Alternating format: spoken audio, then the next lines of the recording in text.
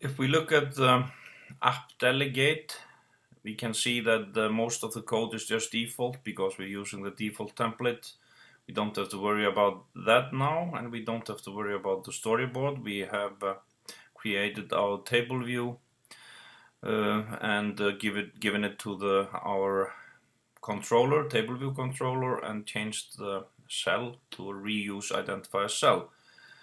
Now we just have to focus on our table view controller, and here we can see that comes a lot of default stuff into the file that we don't need to focus on now. We will just delete the init with style method.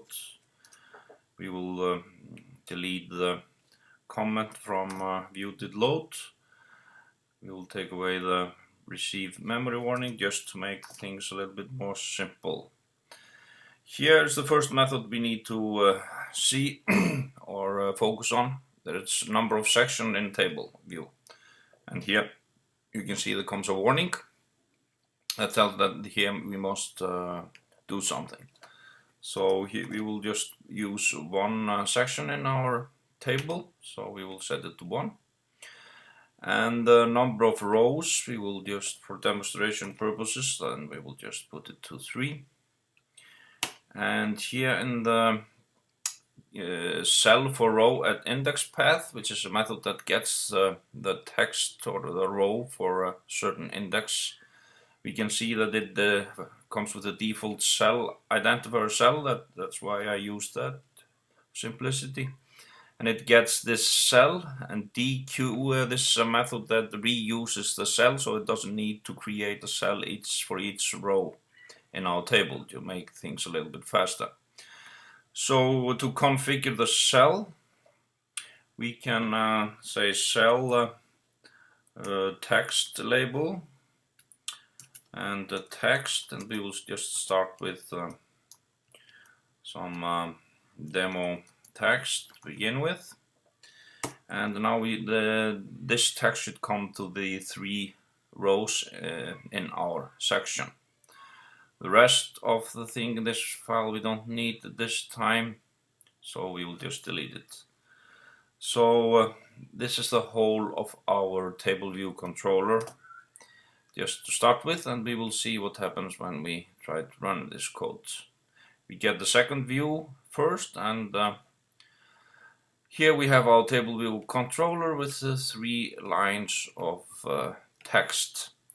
And the next thing we need to do is to get the data from our web service and insert it into our table view. Because we don't have a lot of time, we will go into a website that is called cocoacontrols.com, which has a lot of components and controllers and stuff for both iOS programming and Mac OS X. And here, because we have our data in JSON format, we will search for JSON, and it comes with the different types, different things that it finds with the keyword JSON. And here we see one that I'm particularly interested in, which is called Json Model. And what that is, it is to make it much easier to get data from web services that provide you with the JSON feeds or JSON-based API, which it states here. So we click on download source, and it takes us to the GitHub page where there's a documentation about how this JSON model works. And I'm not going to use a lot of time in explaining that, but that you can read in this page, and there's a further documentation. But this makes our code very small, basically. That's the main issue now, because we don't have a lot of time, as stated earlier. So we download this in a zip format or Git or whatever you are comfortable with.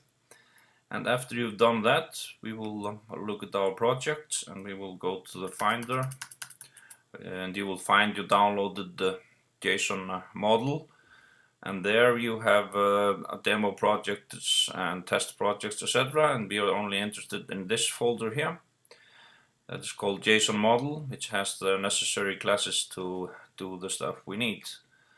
So here I will then create a new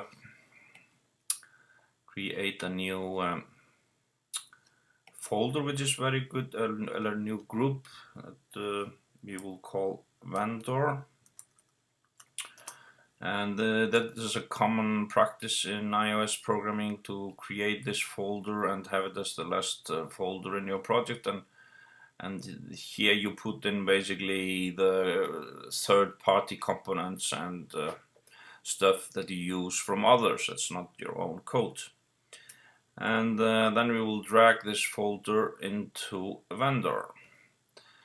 And then you can choose if you want to copy the items, and it copies all the folder into your project folder, or if you leave it blank, you will just make a link to that folder, and we will just do that as of now. So Json Model is now a part of our project, and we can start to do some JSON programming to get our data from our service. And what we do now is that we will create a folder called models. So we are basically using model view controllers, MVC abbreviations here, and I will start to create a new class that is called, this is an Objective-C class that we will call names, and it should be a subclass of Json Model. We'll choose next and create. And the names, because you remember in our web service we get a group here called names, and in this group we have an array of name and number. So that what we are creating now will be the number and name sub array of names. So we will go into the header file you see here, and define two properties of this class, which should be number and name. And now we're telling Xcode that we want to create a class called names, and it should be inherit from Json Model, and it will have two properties, a string with the number and a string with name. And here we have to use this property strong non-atomic just to tell tell Xcode with what type of property we are using. And in the code file we basically don't need to do anything as of now. And to represent the top of our response, which is called names, we will create another class that we will or another model class that we will call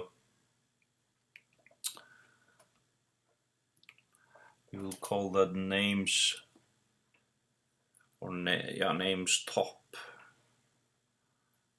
for example, and then we will say names top, and the same here.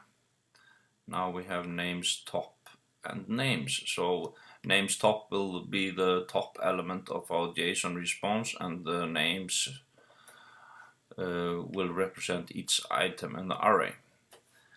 And in names we need to go into the header file and tell that names has a property that is an array of names. So I'll just to copy it from here to make this a little bit shorter. So here actually I've called it name. It's actually better to use the not with the extra s here to make things a little bit easier. So we'll just rename it here like this, an implementation of name, and then we can just import here, import header file name. So and here it comes with an error that says it cannot find the protocol declaration for name, so we need to define the class name as a protocol so we can use it as a class in an array, for example. And we'll just type in protocol here, and it will be the name of the protocol that we are defining is just name, and nothing more than that is needed. So we'll just say and if we go to the names file now, it should drop this error message, and it is now okay to define an array of the class name. And if we try to build our project, we get one error. The lexical file names file is not found, and it's because it should be a name here. And we will build again, and then we get error of this protocol that Xcode came up with that we don't need. Now the build succeeds. Just the protocol definition, the interface definition of the class, and the implementation is we don't need to do nothing with. Now we have defined our basically our JSON model that represents the response that we're getting from our Greencard JSON web service. So now we go into the table view controller, and now we need to, instead of using this demo text, we need to use our actual data. And to do that, we will need to start to import our names top file. And here in the interface of our table view controller, we will define names top, so that we will call Greencard names. So basically we are just defining the variable that will hold our Greencard names. And then in the view load, which is an event that is called after the view has been loaded, we will start to use our JSON model functionality. And I will just, to save time, copy, paste it in here. And can shift it a little bit to the left to make it a little bit easier to read. And here is all the code that we need to get the Greencard names back. So basically what we have here is, I'll make this a little bit wider. So we have here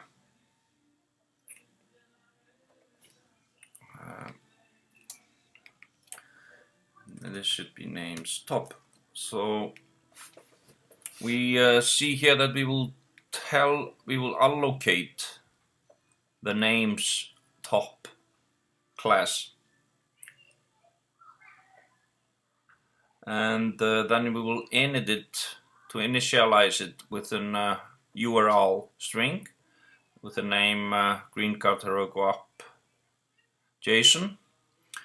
And when the data has been has come back from the server, we will run this completion block that starts with this sign here and ends here. So basically that is all the code is needed, but the error comes up because we haven't included the or imported the header for Json model and networking, which we can use here. And if we look at the code a little bit further now, we see that the error messages has gone away.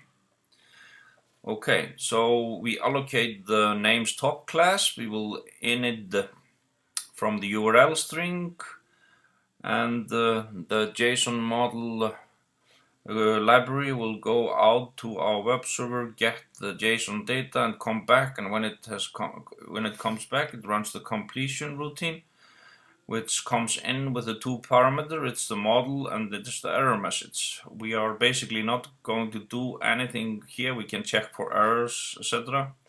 But we can or log out errors.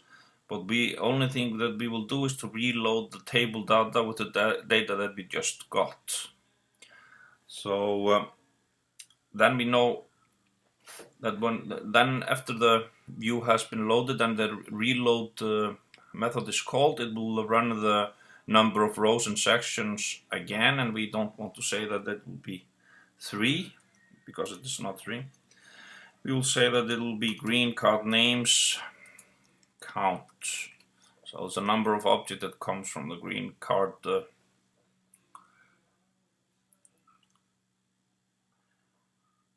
I'm sorry, it will be Greencard names dot names count, because the names is the array that comes back and the number of objects in the array. And to get the text out of the response that has come back, we will just tell it that here we want to get a name, just to use the name variable name, and we will say that will be the Greencard names name object at index. And we have the index because it comes as a parameter in the index path. We'll say index path dot row. So we will get the Greencard name at the index path row. Now we have the name object in hand, and we can start to use it here in the text label. So we will just say that in the text label we will use name.name,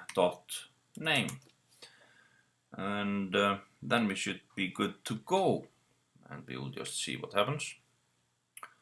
We have our second view, and here we can see that it's getting our data from the web service, and it's a lot of duplication of names, but you can see that it didn't take actually a very long time to get 15,000 names. So it is not a lot of data, but yeah, 15,000 rows, that didn't take a lot of time to draw up. And maybe we want to put the number down below the name, and then we can say here cell detail text label. Text there should be name dot nr, which is the number. And if we run that, we see that we get, so we will, yeah, we have to change the cell type so it will represent our detailed text. Also here we're just using the style custom, but we will put it with subtitle, then we get the name and number below as a subtitle. And we will run it here, and then it's beginning to look a little bit better. And if a people is looking for the name and number, they can just scroll through the list. of the 100,000 names that's coming back. And that concludes our app. For now, we don't have more time. Thank you.